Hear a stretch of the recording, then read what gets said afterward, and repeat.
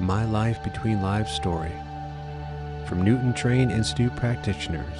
I see a whole change in the thrust of searching for answers about who we are and why we're here. And I think it's wonderful, and I just hope the movement continues to expand. Let us expand the universal consciousness together with a My Life Between Lives story presented by the Michael Newton Institute.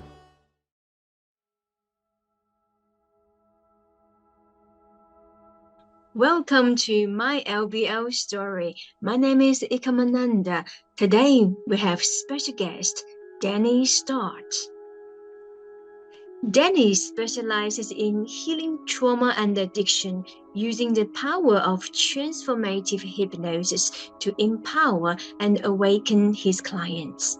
With more than 25 years of experience in the healing profession, Danny's path has evolved from being a paramedic to practicing acupuncture and Reiki, ultimately leading him to his current role as a dedicated clinical and spiritual hypnotherapist. As a Michael Newton Institute certified Life Between Lives therapist, Danny skillfully guides individuals on profound spiritual journeys that transcend the physical realm, helping them uncover their true soul purpose. You know, you have to. So I went on the Michael Newton Institute website, and it said you need to be a hypnotherapist for 2 years. And I was like, God, there, 2 years, okay. You've got to do over 40 past life regressions. And I thought, blooming, now that's a lot. And then once I've done 2 years as a hypnotist, 40 past life regressions, then I can apply and I might get on the course. And I remember thinking, oh, that's too much. That's too much. Oh, no. But somewhere I was like, Danny, follow your bliss. All right. If money was no object, if time was no object, and you just did what your heart said, what would you do? Oh, okay. I'd do the LBL. Yeah. Okay. Well, then go and sign up and do a hypnotherapy course. Go and find one. And so I kind of like a bit reluctantly went, because I didn't want to learn hypnotherapy. I wanted to do Life Between Life, and I didn't know I had to learn hypnosis for that. And obviously it's a big part of it. So I kind of reluctantly, about 5 years ago, went and signed up for a hypnotherapy and counselling course. And so you actually heard Life Between Life therapy first. So you get to know Michael Newton first before you do your hypnosis course. Yes. It was that was the whole reason why I became a hypnotherapist. That's a big commitment. Yeah, exactly. So it was, I'm going to do this course, see what I think of it, and maybe it will take me to be an LBL therapist with the Michael Newton Institute. And then so I did that course, and I just fell in love with hypnotherapy. I was blown away by how powerful and effective it is for resolving people's issues. And all the stuff we're told about it was nonsense. All this, rubbish you hear about it. And you realise the traditional therapies like counselling and psychotherapy are nice, but they don't resolve your issues to the extent that hypnotherapy will. And you will often spend years with a therapist as opposed to weeks with a hypnotherapist. And once I saw all the evidence and I saw how effective it was and the science behind it, and then I started doing it on my family and friends and seeing them start changing, seeing them going deep into hypnosis and I was like, wow, this is quite powerful. And I was lucky, I was quite naturally good at it. It was something that I just took to really well.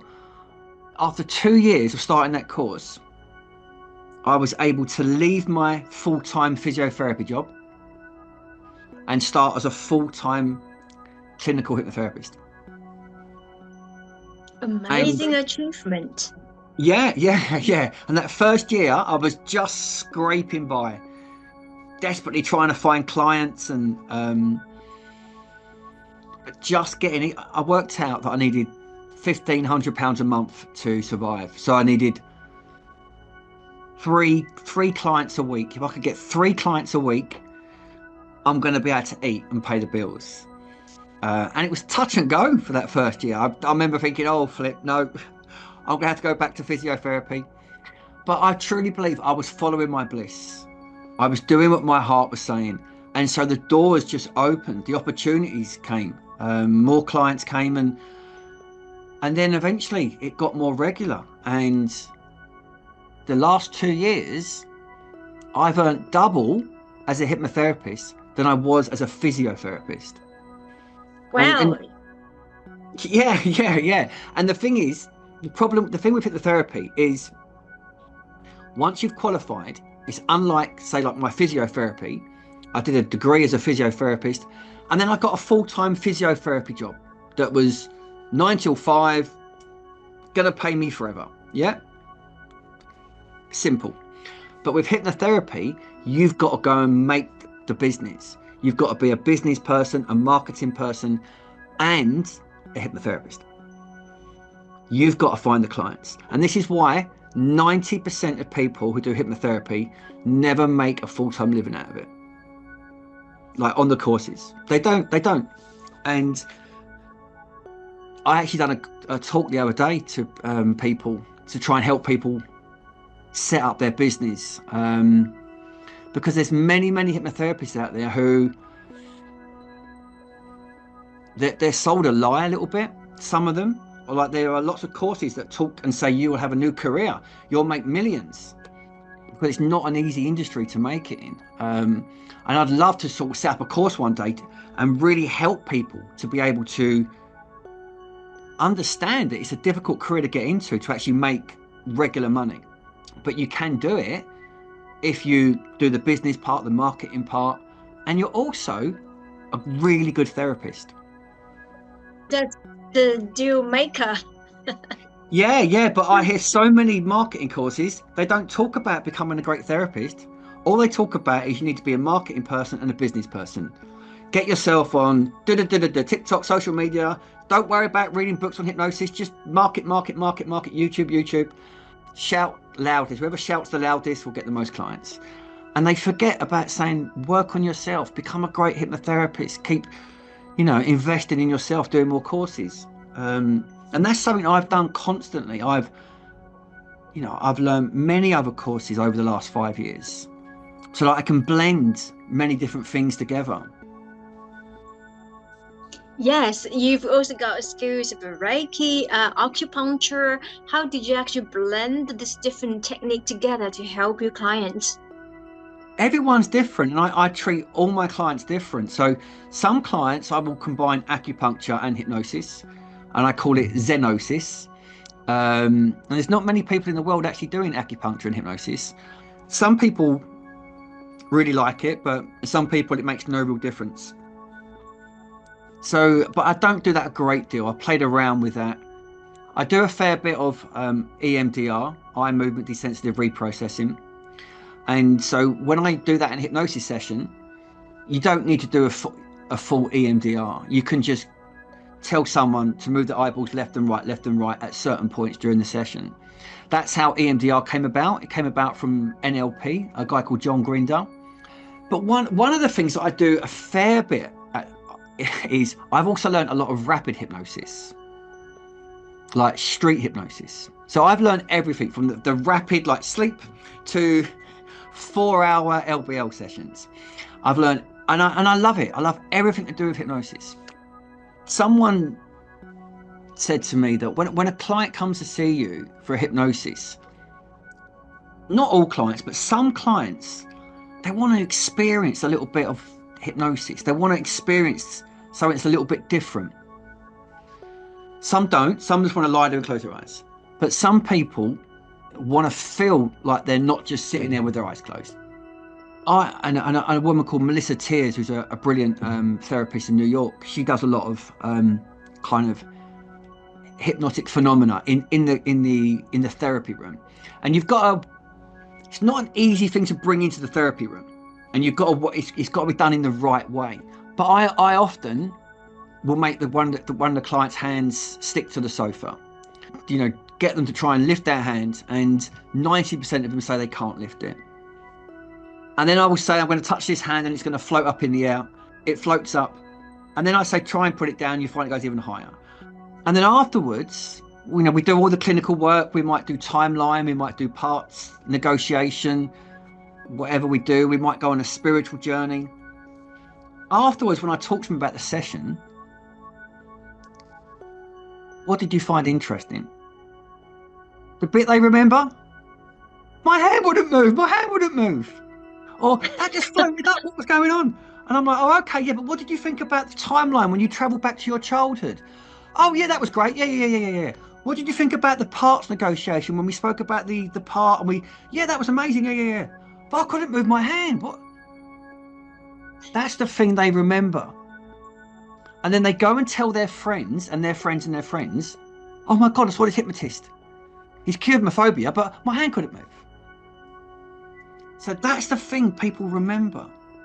And then once you've got their hand stuck, they feel like, I'm not just sitting here with my eyes closed.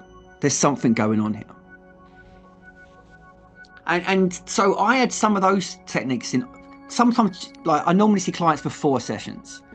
So sometimes in the first session, we do a little bit of that. And then the other ones, I don't need to anymore because they now know this is a powerful session we're doing. So yeah, so I play around with that a little bit. Sounds a lot of fun that you are playing with your clients. Yeah. I mean, entertain and also get them impressed. And most important, get them healed.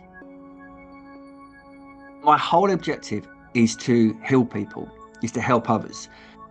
When you're doing some of these hypnotic phenomena, it's working out how to do it in the right way. Yeah, and I don't know, like with LBLs, whether doing something like this is going to fit in with a session like that.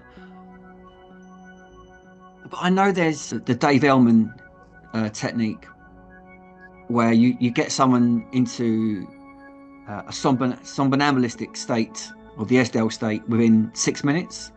It's like a rapid technique to get someone very deep. Now, obviously, Michael Newton would spend 45 minutes taking someone into hypnosis, but you can get someone deep there within minutes. So what I'm kind of working on is some techniques where get someone rapidly down and then do what's like these expanded awareness techniques that kind of Pete Smith's teaching on his course, which I'm doing soon, and something called Open Focus Brain by Les Fleming. I know Joe Dispenza does a little bit of it as well, but there's a few other therapists doing something called expanded awareness, which is a little bit like LBL as well. But yeah, I'm just working on different techniques to see if we can give someone an LBL in maybe an hour. And I know I heard you talking possible. Yeah, I know we were talking about 10-hour sessions the other day, and there's a great merit for making it a whole day. But we live in the TikTok generation where people are swipe left, swipe right, and it's nice to go for a 3-4 hour session, definitely, and make a day of your. But I'm wondering, is there a way of doing like an accelerated version of an LBL? I am sure that is possible for certain people, in my humble experience. But you never know. I mean, historically, the session is much longer than what we are experiencing today. And in 5 years' time, it's going to be quicker because this energy is shifting globally or universally. And we all know that with no doubt, with absolute conviction. And it's all shifting. So the more we're doing this, the more training, more sessions, more meditation, more circles all around the world is happening. And this is helping Earth Gaia to stimulate more awakening energy. So everything's going to become quicker and quicker. I think it's absolutely possible. Yeah. I just like playing around with things and just working out different ways of doing things. And but I think it's probably for many people, most people, it's nicer to have the 3 4-hour format. But there may be some clients who struggle to commit to that amount of time. So there might be like a rapid way of giving them an LBL. A bit like some people would do an ayahuasca ceremony, which is 12 hours, and some people would do DMT, which is 15 minutes. I guess this can all, vary through different ways to bring people to the higher consciousness, to the oneness world. My personal experience is really, really, it's individual. We can't pinpoint, is it going to be what we talk about in the group, in the community, in M&I communities, about 3 hours. Some of the sessions that I experience, it's naturally. So I don't do rapid induction. I don't have your way of doing it. My way is very spontaneous. I use conversation hypnosis, which is a fantastic technique. And so we just chat about things, and then the session goes that way. So I don't do mainstream hypnosis, so to speak. But I guess, we're just different in a way, but it's effective in its own manner. Yeah, I mean, I've also used sort of hand 10 dams techniques, the Dutch hypnotist. And yeah, he's quite like yourself, where you'll just be talking to the person about something that happened a few weeks ago, and then tell them to close their eyes as they're telling you the story. And then before you know it, you've taken them back somewhere. So yeah, there's many different ways. It's about finding the right way for each person. So that's what I always try and do the session, work out what's going to be right for that person.